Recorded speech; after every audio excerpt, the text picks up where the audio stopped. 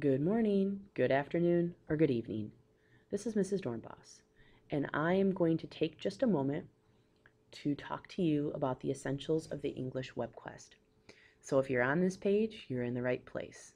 You should begin by scrolling down to the section that's entitled November 2nd and 3rd, English 712. We have arranged this Webquest in numerical order, and our expectation is that you complete number 1, 2, 3, 4, 5 in that order. So we'll begin with number 1.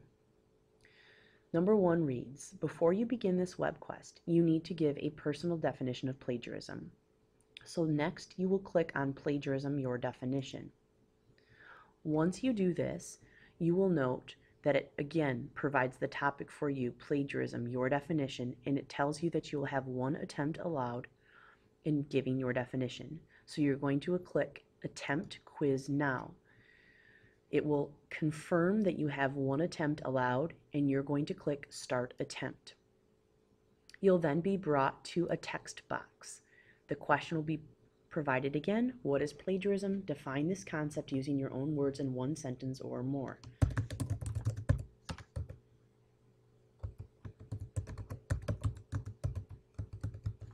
So once you type your sentence, you're going to scroll to the bottom of the page where it says Next. You'll click Next, and then it will say your definition, summary of attempt, answer saved. You'll submit all and finish. Once you submit, you'll no longer be able to change your answers. If you needed to change your answer for the question on defining plagiarism, you would click the back arrow, correct it, next, submit all finished. And then you click on back to the course. You'll scroll back down, and the next thing you'll do is read notes on plagiarism. If you're a student in grades 7 through 9, you'll click on the first document. If you're students grades 10 through 12, you'll click on the second. Both of these documents will come up in pop-up form, which you can choose to print or keep on the page as you look at question 3. Question 3 is going to once again be a short quiz. If you read the notes for grades 7 through 9, you would click here. If you read the notes for grades 10 through 12, you would click here. Number 4 is the examples of plagiarism at work in the world around you. You will work your way through reading articles on Finding Nemo, and you'll have a response for it. Bob Dylan, you'll have 2 articles in a side-by-side art comparison and a response for it. Beyonce in her video for Countdown, you'll have 2 articles, the video to watch if you choose, and a response for it. Plagiarism in music, you'll have 2 articles and a response for it.